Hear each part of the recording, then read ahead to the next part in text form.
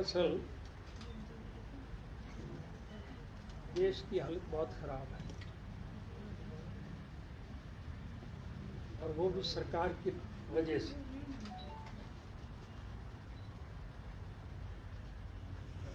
हमारा ये देश कृषि प्रधान देश है।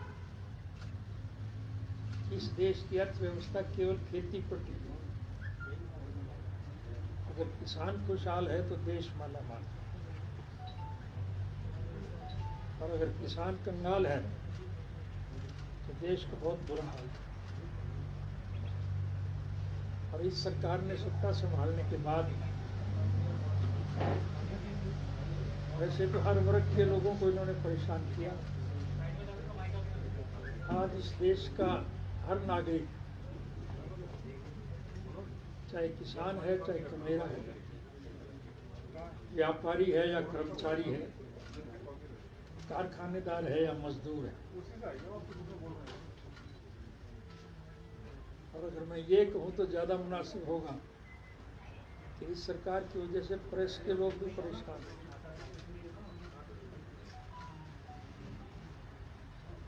बदकिस्मती से ऐसे लोगों के हाथ में हुकूमत आ गई जिन्हें देश से प्यार नहीं है, दौलत से प्यार, लूटने पे लगे हुए। मैं सारी बात बताऊंगा तो समय लगेगा, लेकिन लूट की एक छोटी सी बात बताऊंगा आपको। सामाजिक दृष्टि से हमारा देश समूचे विश्व के स्तर पर लोगों की मदद करने में एक अग्रणी देश है। मुसीबतज़दा लोगों की मदद करके भारतवर्ष का हर नागरिक अपने आप को बहुत गौरवान्वित महसूस करता है। इस कोरोना की वजह से जो दिक्कत और कठिनाई लोगों के सामने आई,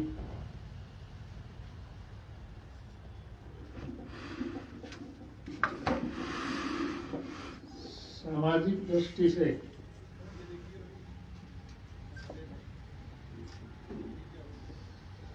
मंदिर, मस्जिद, गुरुद्वारे और ऐसी बहुत सी सार्वजनिक संस्थाएं हैं जो मुसीबतज़दा लोगों की मदद करते हैं। और आपको तो सारे हालात का ज्ञान है ही कि जो मदद वो लोग करते हैं उस मदद को सरकार अपने खाते में डाल के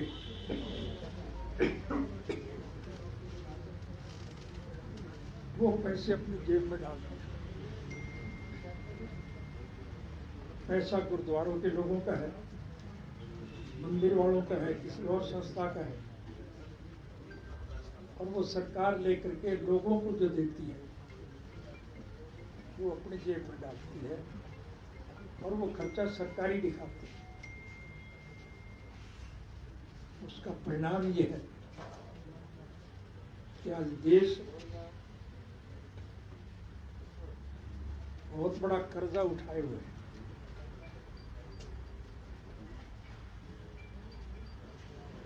हरियाणा प्रदेश की तो ये हालत है कि सरकारी कर्मचारियों को तनख्वाह देने के लिए हर महीने इनको कर्ज लेना पड़ता है।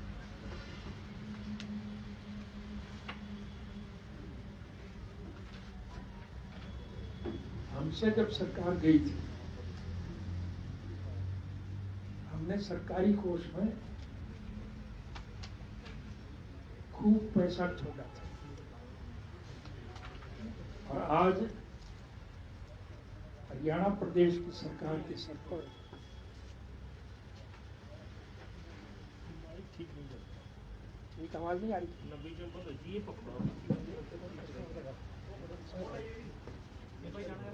ये तो आवाज से कट रही है।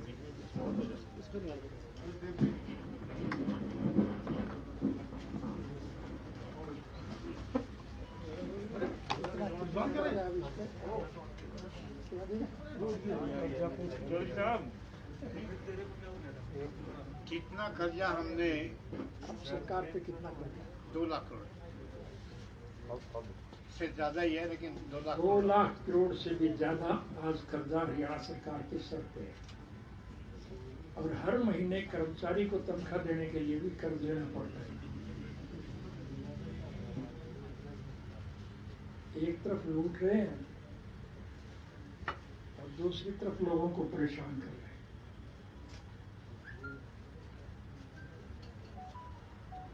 और तो क्या, पढ़ने वाले जो बच्चे हैं उनसे भी ये सरकार कोरोना की आड़ देकर के 5 रुपये महीना वसूल कर रही है। व्यवहारिक ज्ञान के आधार पर स्वर्गीय चौधरी देवीलाल जी ने 1 रुपया महीना बच्चे को देने का निर्णय लिया था। बच्चे को जब पैसा मिलेगा तो वो चाव से स्कूल में जाएगा, पढ़ेगा। इस सरकार ने उनसे भी पैसा लेना शुरू कर दिया। शिक्षण संस्थाएं बंद हैं, बच्चों से तो पैसे वसूल किए गए। अब ये जो 3 कानून उन्होंने पास किए हैं, अब उसकी वजह से हर नागरिक परेशान है।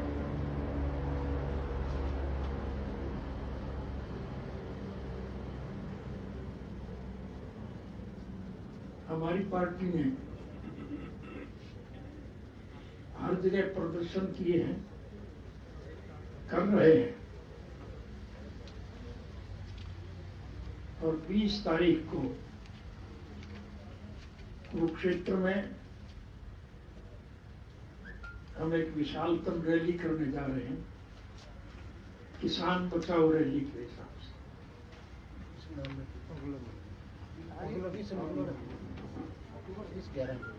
20-11 को अगले महीने 20-11 नवंबर 20 नवंबर को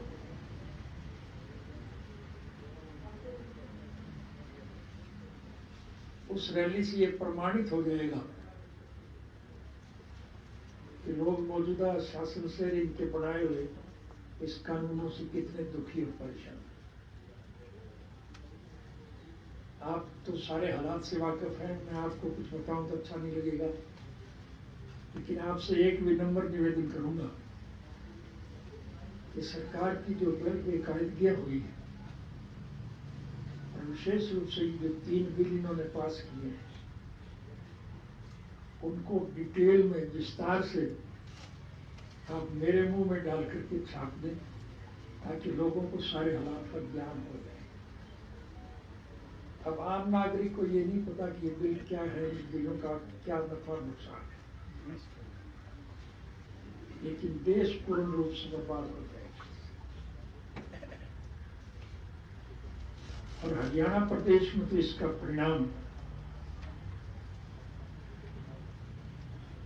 बड़ौदा के उपचुनाव से साबित हो जाएगा। मैं आज दावे के साथ कहता हूं कि निश्चित रूप से इस उपचुनाव में इंडियन नेशनल लोकदल पार्टी का प्रत्याशी भारी मतों से चुनाव जीतेगा। हम 15 तारीख को प्रत्याशी की घोषणा करेंगे, 16 तारीख को नॉमिनेशन पेपर फाइल करेंगे। पार्टी ने मेरी जिम्मेवारी भी चुनाव में लगाई है।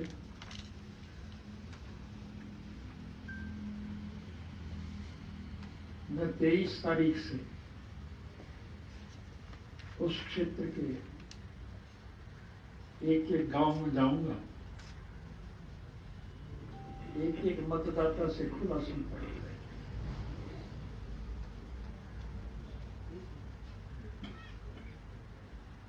मेरी 10 साल की जो कमी थी, उस कमी को लोग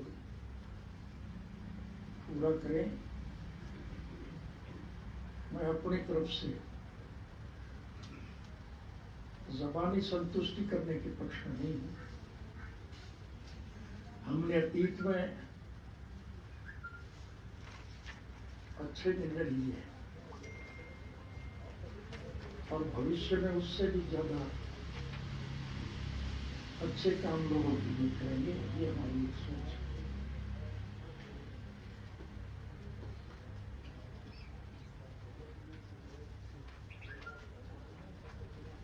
हरियाणा के मुख्यमंत्री ने मुख्यमंत्री बनने के बाद एक घोषणा की थी, सीएम विंडो।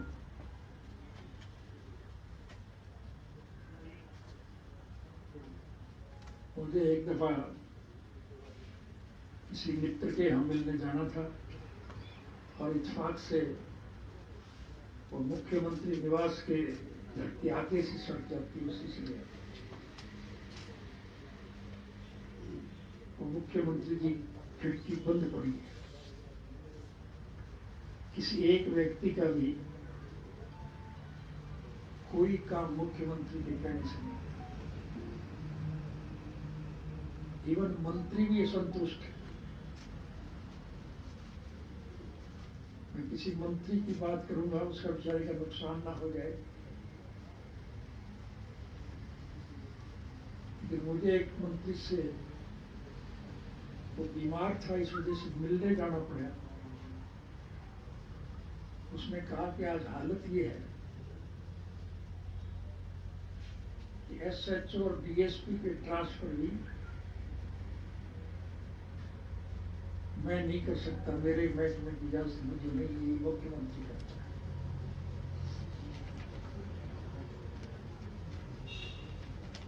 कहने को सारा कंट्रोल मुख्यमंत्री के हाथ में है और मुख्यमंत्री खुद परेशान है, उसकी बात आगे कोई मानने नहीं जा रही। इसकी कोई प्रशासन नाम की चीज नहीं है। आप सारे इस बात से परिचित हैं, मैं उसको दोहरा करके आपका समय खराब नहीं करना चाहूंगा, लेकिन संक्षिप्त में आपसे मैं कहूंगा कि आज के मुख्यमंत्री ने तो लिखा सीएम विंडो, कि लोग दरख्वास्त दे काम हो जाए। डेमोक्रेटिक सिस्टम में जनता जनार्दन के द्वारा चुनी गई प्रतिनिधि जो सरकार बनाते हैं,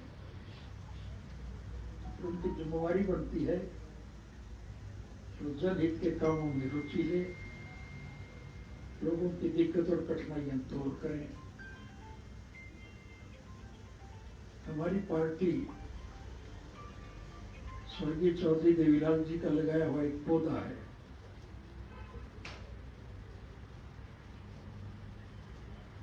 चौधरी साहब की एक ख्वाहिश थी, और प्रत्यक्ष में प्रमाण की जरूरत नहीं, प्रत्यक्ष रूप में मिली, प्रमाणित किया, आप सब देखा। उनकी सोच थी कि लोगों की मूलभूत जरूरियात, रोजी रोटी, कपड़ा, मकान, शिक्षा और स्वास्थ्य का प्रबंध सरकारी तौर पर किया जाए। आज हालत यह है कि स्कूल है तो मास्टर नहीं, अस्पताल है तो डॉक्टर नहीं, बेड नहीं।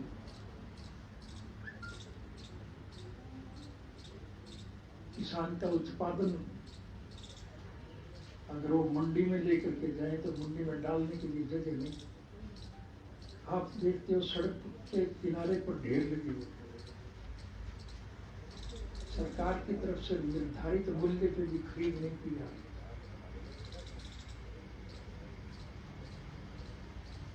एक दफा हमें सरकार बनाने का अवसर मिला, हरियाणा मारू इलाका है, ग्रामीण एरिया है, पानी की किल्लत है और हमारे हिस्से का पानी भी पंजाब के लोग दे नहीं रहे हैं। सुप्रीम कोर्ट के फैसले की भी उल्लंघना की जा रही।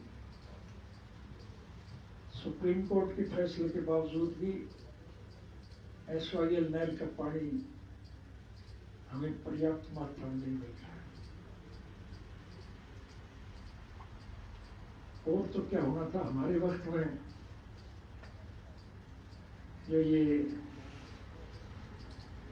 नहर निकली थी ना, वो दादूपुर नदी, उस चलती नहर को भर दिया मिट्टी से, ताकि उसका पानी भी लोगों को ना जाए। तो प्रभु की कृपा हुई, एक साल जब हमारी सरकार थी, बाजरे की फसल बहुत अच्छी थी, और केंद्र की सरकार की तरफ से निर्धारित मूल्य जो MSP के थे, केंद्र की सरकार ने खरीदने से मना कर दिया। 100 किस्म के बहाने बनाने शुरू किए। लोग जब परेशान हुए तो हमने हरियाणा की प्रादेशिक सरकार के द्वारा बाजरा जो था, चाहे वो यूपी का था, राजस्थान का था, मध्य प्रदेश का था, कहीं का भी था, जो बाजरा हमारी मंडियों में आया, हमने उसका एक एक दाना सरकारी दाम पर खरीदा, और उसकी वजह से हरियाणा प्रदेश की सरकार को कई 100 करोड़ का नुकसान हुआ, क्योंकि वो हमें आधे दाम पर बेचना पड़ेगा। लेकिन हमने किसान का नुकसान नहीं हुआ।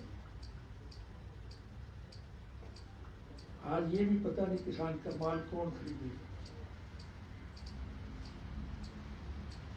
किस भाव पे खरीदेगी। 100 उसमें अड़चन दिखते हैं, मैं उसको ले जाना चाहूँगा, लेकिन किसान परेशान है, व्यापारी परेशान है, कर्मचारी परेशान है।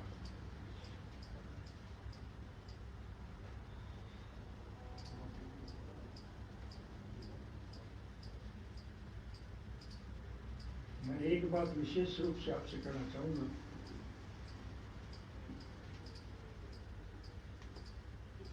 जनतंत्र में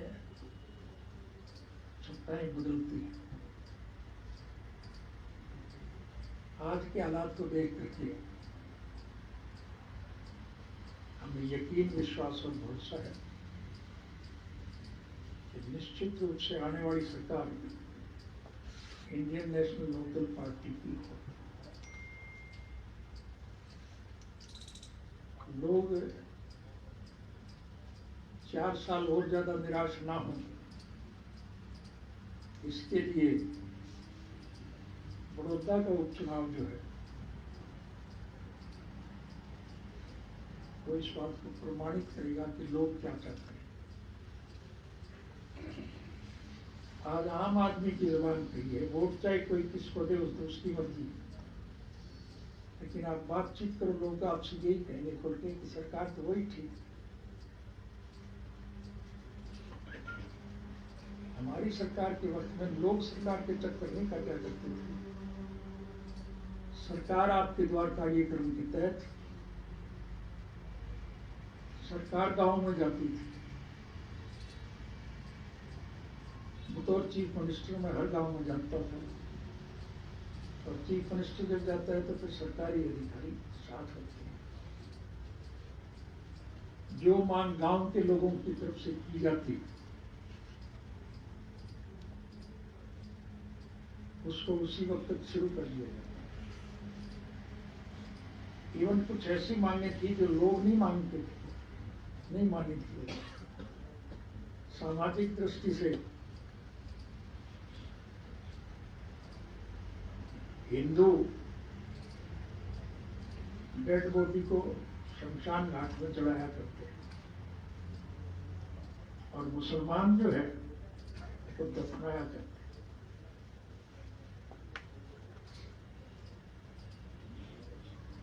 बारिश के दिन अच्छी बारिश हो जाए, शमशान के रास्ते पानी से भर जाए, और किसी बुजुर्ग की मृत्यु हो जाए तो उस डेड बॉडी को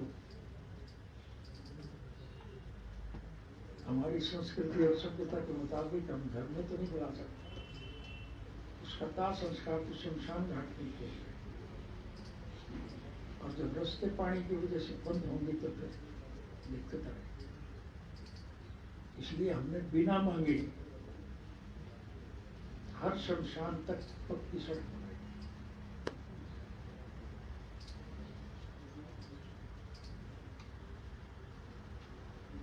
मुसलमान अगर किसी को दफनाएगा वो तो दफना के परिवार के लोग घर चले जाएंगे, लेकिन आवारा कुत्ते जो हैं उस मिट्टी को खोद करके डेड बॉडी को निकाल के ले जाते हैं। और मुस्लिम परिवार के लोग तो स्वाभाविक को परेशान करते हैं। इसलिए हमारी सरकार ने बिना मांगे एक निर्णय लिया कि हर कब्रिस्तान की 4 दीवारी बना दी जाए ताकि मुस्लिम अपमानित ना हो।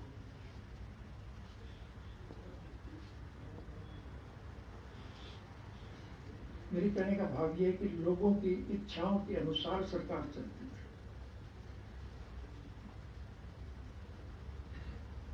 टैक्स की प्रथा कम की, उसके बावजूद सरकार के खजाने में ज्यादा पैसा, बेईमानी नहीं होती थी, लोगों की मांग पूरी की जाती थी।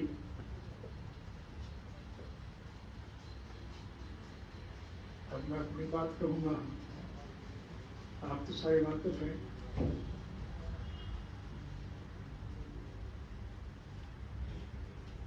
हमारी सरकार के वक्त में जिन कर्मचारियों को नौकरी मिली थी,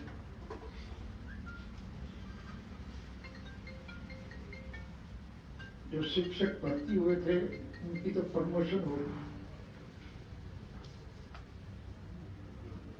और मैं 10 साल काट करके आया।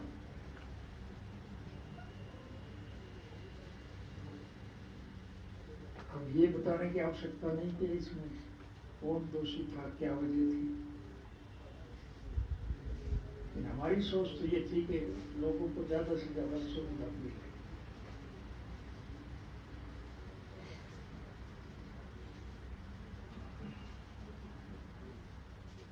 पांडवों ने 12 वर्ष का वनवास काटे,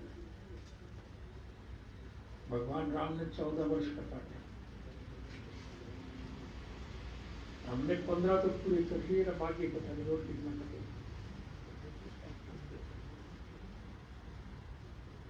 इसलिए इस 15 साल के अरसे में जो नुकसान लोगों का हुआ है, हम उसकी भरपाई सरकारी कोष से करेंगे। ये हमारी जिम्मेवारी है, हम उसमें कोताही नहीं करना चाहिए। और ये मेरे कहने की बात नहीं है, लोगों के दिमाग में ये बात जची हुई है। और इस बात का सबूत ही इस बड़ौदा के चुनाव में देते हैं।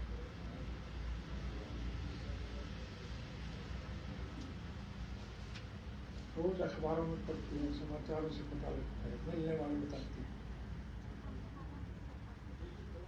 जो हमें छोड़ के गए थे, न सिर्फ वो बल्कि दूसरी राजनीतिक पार्टियों के अच्छे कार्यकर्ता भी आज इंडियन नेशनल लोकदल पार्टी को ज्वाइन कर रहे, उसमें शामिल हो रहे। वो ये मान के चलते हैं कि यही एक पार्टी ऐसी है जो सत्ता का सदुपयोग करके लोगों को ज्यादा से ज्यादा सुविधाएं प्रदान कर सकती है।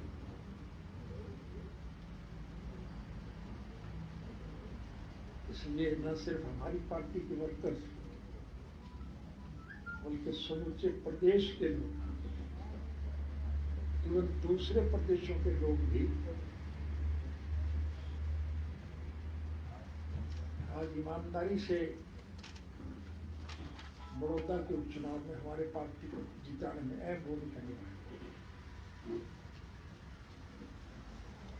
मैं कोई ज्योतिषी, नजूमी और जर्नलिस्ट नहीं हूं।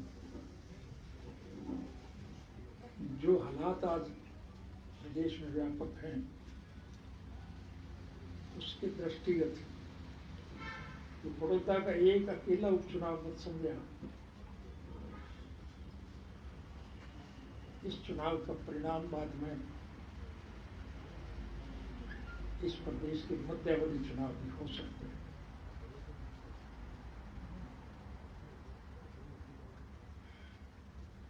जो लोग सत्ता का सुख भोगने के लिए बीजेपी में गए थे, वो भी आज बीजेपी को छोड़ के वापस हमारी पार्टी में आए। बड़ौदा के उपचुनाव का परिणाम हरियाणा के मध्यावधि चुनाव की शक्ल में होंगे, और जब हरियाणा प्रदेश के मध्यावधि चुनाव होंगे तो फिर निश्चित रूप से दूसरे प्रदेश के लोग हरियाणा प्रदेश के लोगों के निर्णय को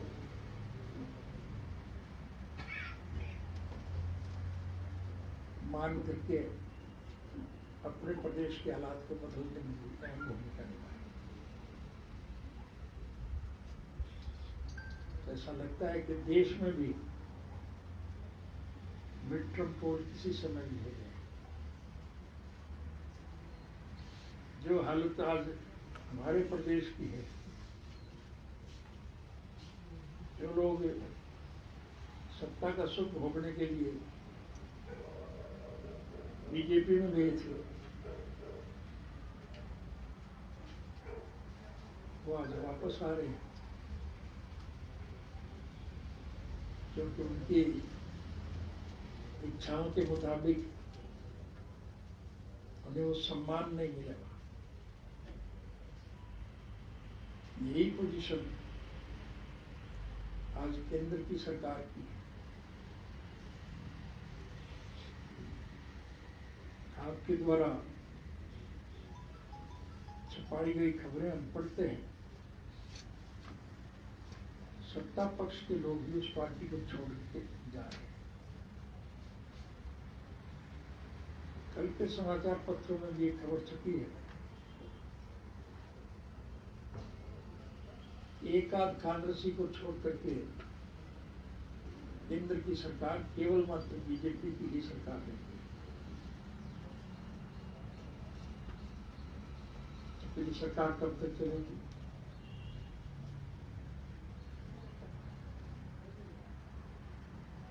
हरियाणा प्रदेश में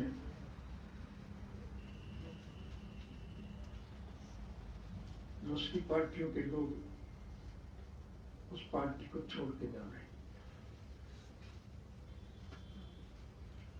अभी तक ये तय नहीं कर पाई दोनों पार्टियां कि इस उपचुनाव में किसको चुनाव मैदान में उतारा जाए।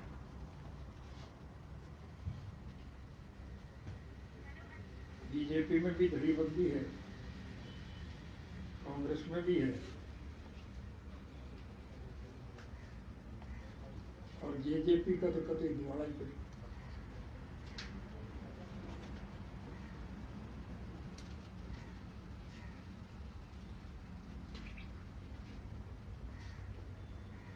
जेजेपी के लोग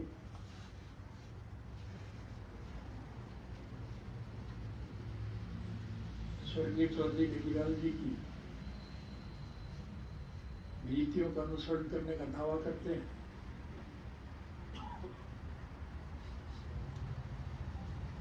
स्वर्गीय चौधरी जगीलाल जी के पोते चौधरी साहब को दादा नाम मान करके गौतम को दादा मान के चले। वो गौतम दादा भी छोड़ दिया, दूसरे भी छोड़ के जा रहे हैं। ऐसा लगता है कि बहुत जल्द और इस बड़ौदा के उपचुनाव के बाद जेजेपी के विधायक पार्टी छोड़ जाएंगे, बच्चे कुचे जो होंगे वो बीजेपी में मर्ज हो जाएंगे। कांग्रेस पार्टी की हालत भी दिन प्रतिदिन बातें एक खराब है।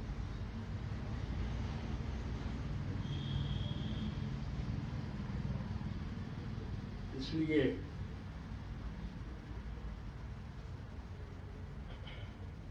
मुझे यकीन, विश्वास और भरोसा है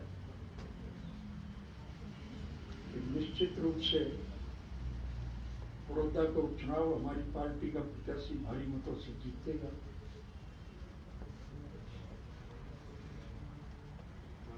और फिर उसके परिणाम स्वरूप इस सरकार का पतन होगा।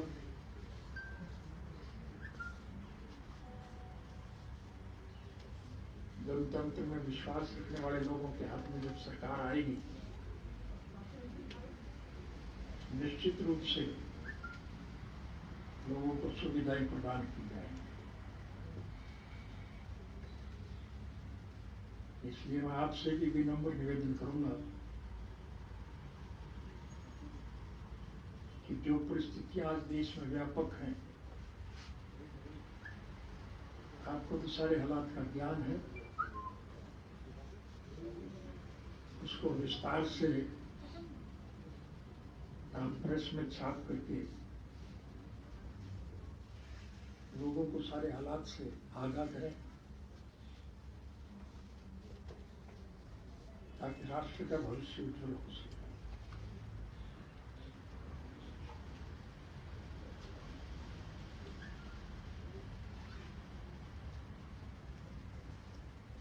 और कोई बात से आपने पूछ लो जी। चुनाव साहब, अकाली दल ने जिस तरह से सरकार का साथ छोड़ा है, पहले दूसरी दल छोड़ा, उसके बाद सरकार का एनडीए से भी अलग हो गया, इस फैसले को आपने किस तरह से देखा? और क्या हरियाणा में इनेलो और अकाली दल फिर से गठबंधन की कोई संभावना बनती है सर? प्रत्यक्ष में प्रमाण की जरूरत नहीं, आप अतीत में जान करके देखें, राजनीतिक पार्टियों में विघटन होते आए, कोई नई बात नहीं। BSP Indian National Lokdal party में साझा करके चुनाव लड़ने की बात करती है, तो छोड़ के चली गई, दो फाड़ होगी। असल जो लोग थे बीएसपी के, वो हमारी पार्टी में शामिल हो। यही स्थिति आप दूसरी पार्टियों के देख रहे हैं।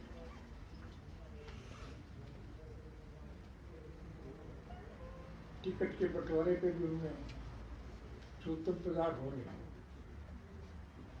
कोई निर्णय नहीं ले पाए।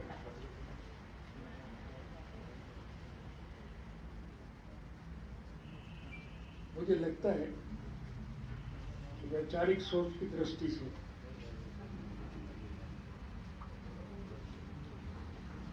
कल को इंडियन नेशनल लोकदल पार्टी और श्रोमणी अकाली दल भी मिलकर के चुनाव मैदान में,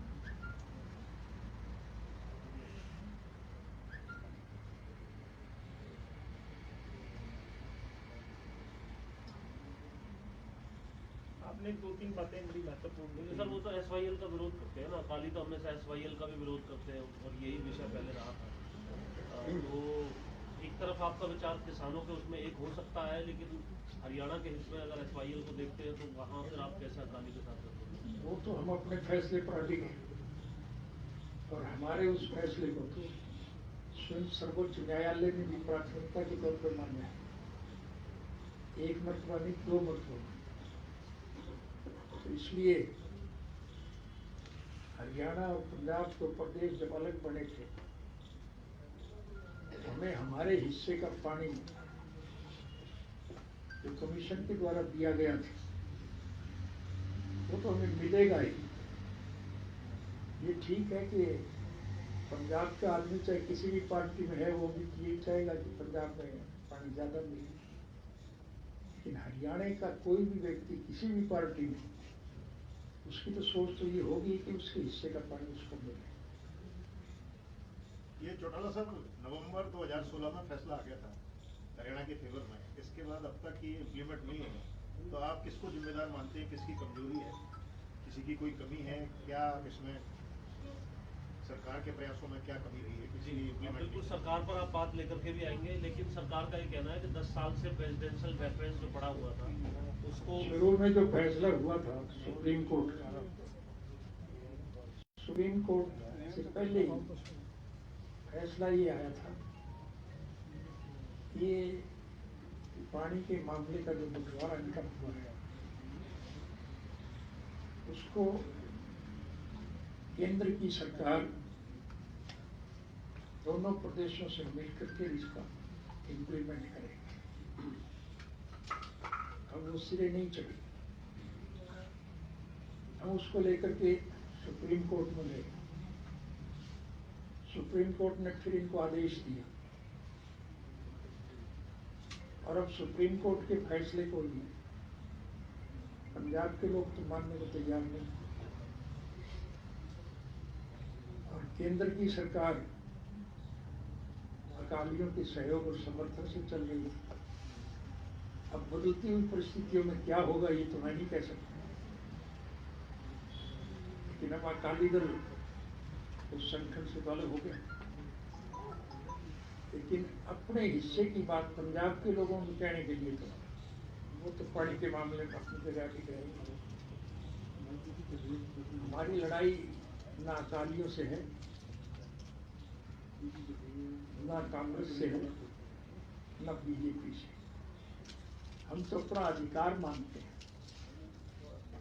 हमारे हिस्से का पानी हमें जो मिला हुआ है वो हमें मिलना चाहिए, मुझसे ज्यादा मांगने के लिए।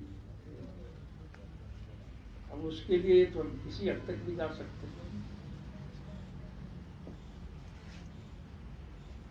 चौटाला साहब, क्या इस बात की संभावना फिर बन सकती है कि जननायक जनता पार्टी और आप फिर एक बार एक साथ आ जाए और साथ मिलकर मुकाबला करें? ये तो हमें तो किसी के भी साथ आने की कोई आपत्ति नहीं। तो जब ये लोग छोड़ के गए थे उसके बाद भी उनसे यही कहा था तो मिल करके जैसा कि आज आपसे कोई बात छुपी हुई नहीं। अगर हमारी पार्टी को छोड़ करके कुछ लोग अलग पार्टी बनाने का काम करते तो परिस्थितियां निश्चित रूप से हमारे अनुकूल होनी थी। प्रेस की दृष्टि से और कानून की दृष्टि से मैं आपको एक बात बताऊं कि हरियाणा प्रदेश में अगर हम इकट्ठे रहती तो सरकार हमारी बननी थी और सरकार जब हमारी बननी थी तो मुख्यमंत्री मैं और अजय तो बन नहीं सकते थे, हम तो जेल में थे।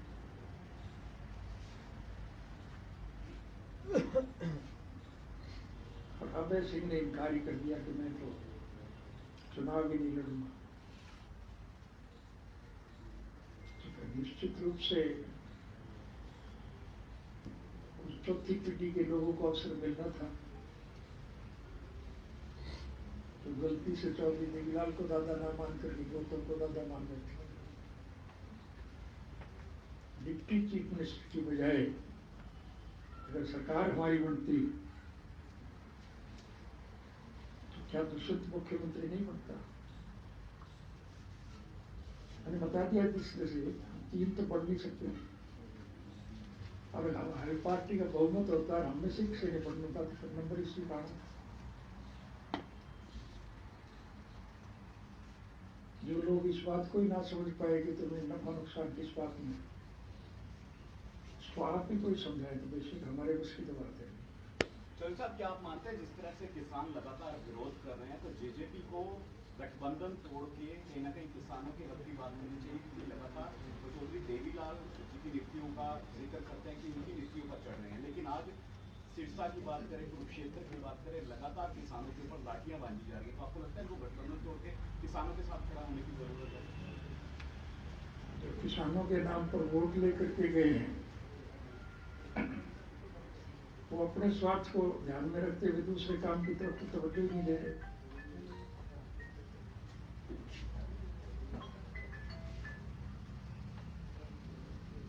इसलिए एक उनकी बात मत छोड़िए, आप दूसरे ऐसे लोग बहुत हैं जिनका जिक्र मैं करूंगा।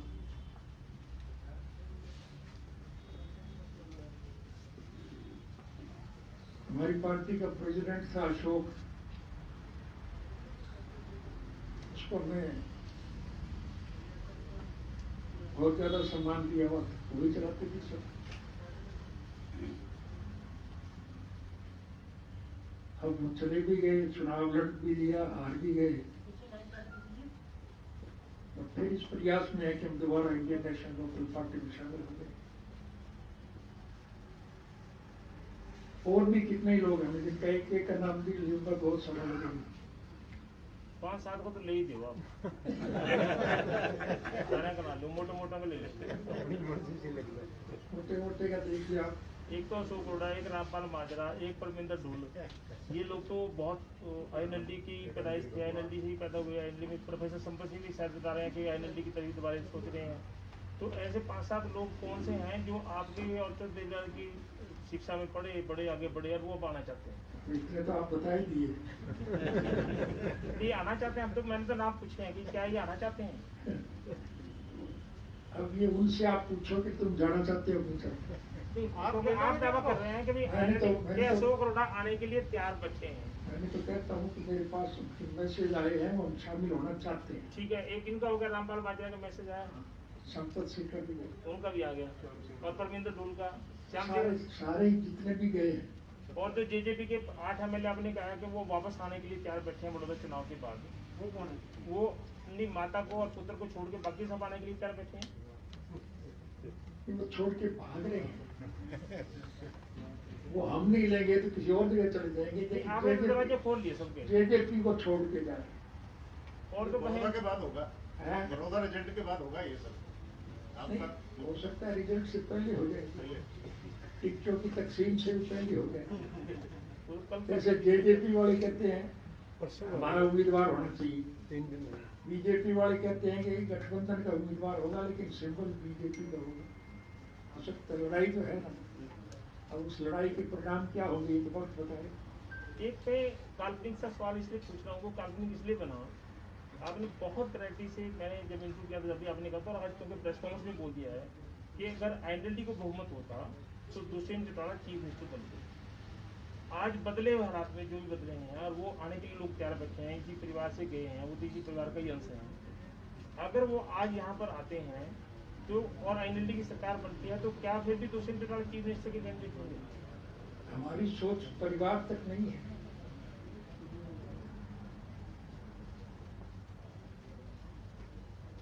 हर आदमी हमारे परिवार का हम सदस्य मान के चलता है। हमारा किसी से कोई द्वेष नहीं है, किसी से कोई विरोध नहीं है। हम तो स्वर्गीय चौधरी देवीलाल जी के स्वप्न साकार करने वाले को पूरा सम्मान प्रदान करने के पक्ष में।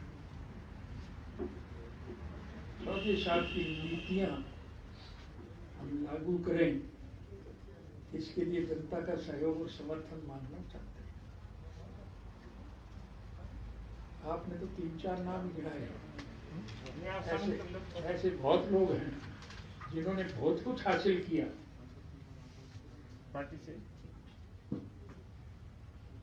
आज नहीं है, और वो दोबारा वही ऐसे हासिल फिर करने के प्रयास में दोबारा हो इस प्रयास में रहेंगे कि ऐसा अवसर फिर मिलेगी तो फिर कोई मौजूद तो आपको क्या दिक्कत है मौज देने में? है। अगर पार्टी में आते हैं तो आपको मौज देने में क्या दिक्कत है?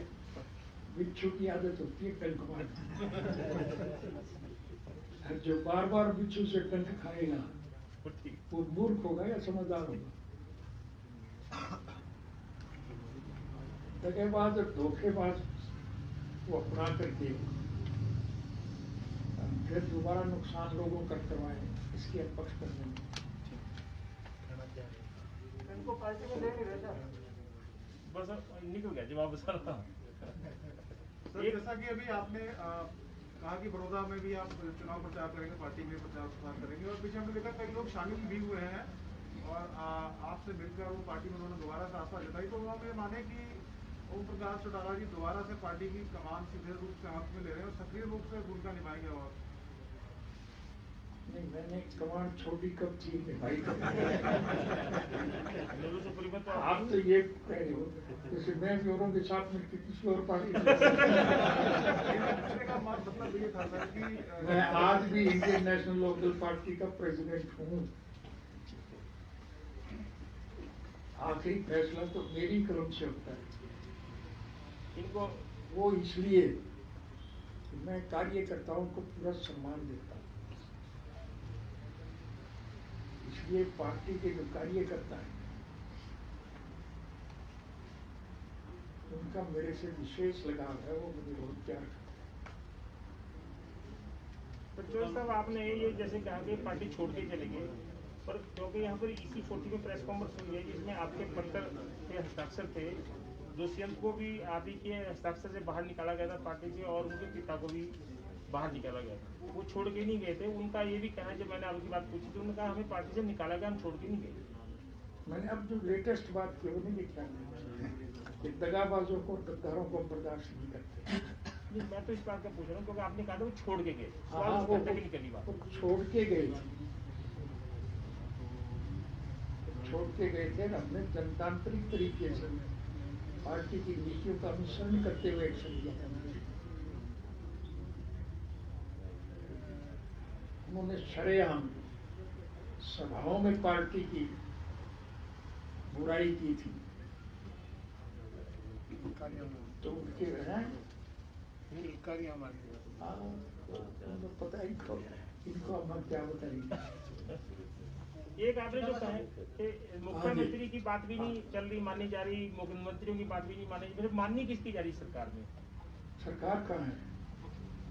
चल तो रही है, कैसे लाठीचार्ज करती किसानों को कौन करती है? नहीं, मैं पूछता हूँ, कोई तो एक आदमी ऐसा कहे तो ये मान के चले के बाद ये सरकार थी। जनतांत्रिक तरीके से जनतंत्र के मुताबिक चुनी गई सरकार की जिम्मेवारी होती है तो जनहित के कामों में रुचि ले, दुखी लोगों के दुख को दूर करे, देश का चौमुखी विकास चौटाला साहब, प्रधानमंत्री फसल बीमा योजना के बाद अब हरियाणा में सरकार ने ये फैसला किया है कि फल फूल और जो बागवानी है और सब्जी है उसका भी बीमा किया जाएगा। आपको लगता है कि किसानों को इसका फायदा होगा? कहते ये जो 3 इन्होंने बिल पास किए हैं, पहले आप उन्हीं से देख लेंगे किसानों को उसमें लाभ है क्या। आप खेती करने वाले आम नागरिक से पूछ रहे, आप सड़क के रास्ते जाते हो, सड़क पर किसान के उत्पादन के ढेर नहीं लगते, मंडियों के बजाय सड़क पे पड़े, कोई खरीद नहीं रहा है।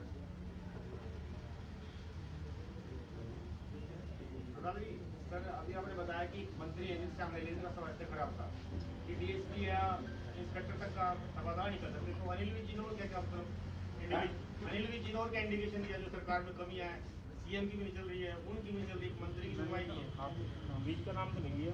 मैं आपको किसी व्यक्ति विशेष का नाम लेकर के तो नहीं बताऊंगा, लेकिन हमारी सरकार जाने के बाद जब कांग्रेस की सरकार बनी, भारतीय जनता पार्टी के 6 या 7 विधायक चुन करके गए थे, उसमें विज भी था।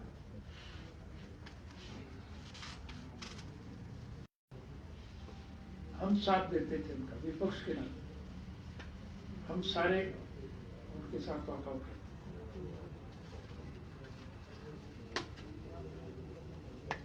तो इसलिए मैं विज की बात नहीं करूंगा, वो पार्टी छोड़ गया, फिर गया, कैसे गया, लेकिन आप बात करते हैं ना, बात को नहीं करना कोई थोड़ा, तो वो बात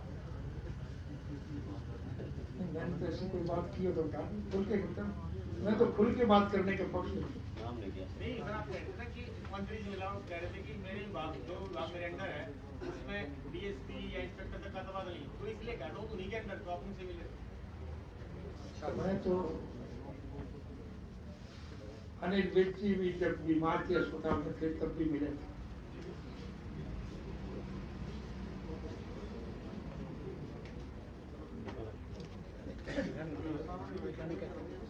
खाने के लिए कह रहे हैं ठंडा हो रहा है, मुझे तो आप करते नहीं। खाना खा के भी बैठ सकते हैं, मैं तो खाली हूँ, फुर्सत नहीं। पार्टी की व्यू रचना रख रहे हैं आप। 23 तारीख